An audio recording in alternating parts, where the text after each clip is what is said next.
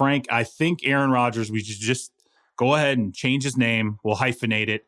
Aaron Rodgers, Hallis, McCaskey, whatever else indicates him as a Chicago Bears owner.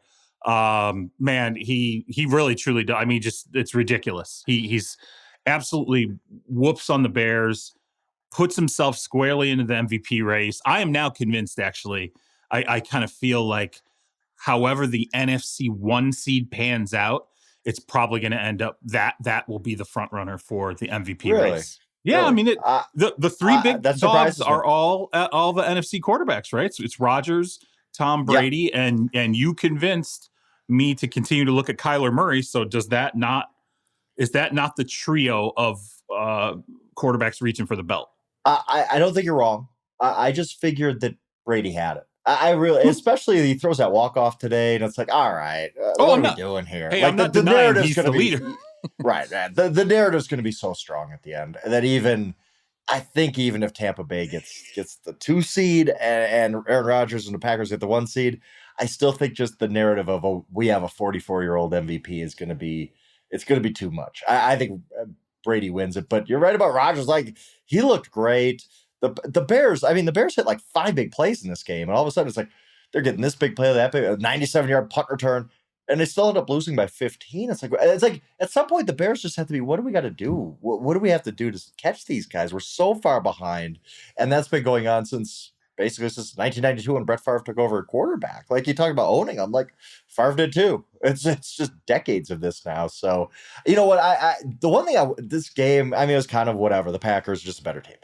The one thing that was really interesting to me, and I don't know what your I'm really curious in your reaction to this. Al and Chris on the NBC broadcast, for a while, they'd spent a few minutes on this, talking about, hey, we met Aaron Rodgers' production meeting, and these guys open up during production meetings. And they said they came away with the sense that Aaron Rodgers is staying in Green Bay, that he wants to stay in Green Bay. And I was like, wait, what? And I wondered your reaction to that, because even Al and Chris were like, look, we're not trying to break news here. It's just a hunch. We're just right. So I wonder what your reaction was to that, because that's what stuck out to me. I was like, wow, that's a little bit interesting. My reaction is everything's going really well. Aaron's really happy. He's got Randall Cobb on the team. Everything's frosting right now, okay, for the Packers. My reaction is also, I have been there after the NFC Championship losses, okay?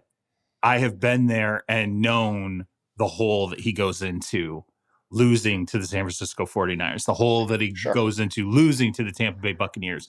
And if this ends the same way, I'm going to tell you exactly how this is going to play out. My sense is that if he loses any game prior to the Super Bowl, okay, NFC title game, anything earlier than that, unless he just plays absolutely out of his mind, what's going to happen is the same thing that happened the last couple of years. He's going to get flack from the fan base that says, oh, he did this or he did that or fell short because of this or that. Or I remember last year was a remarkably successful season that honestly was, I thought, achieved by the skin of their teeth if you really looked at a lot of the games. Okay. Oh, sure. Yeah. And then everybody kind of went the opposite way on him going down the stretch.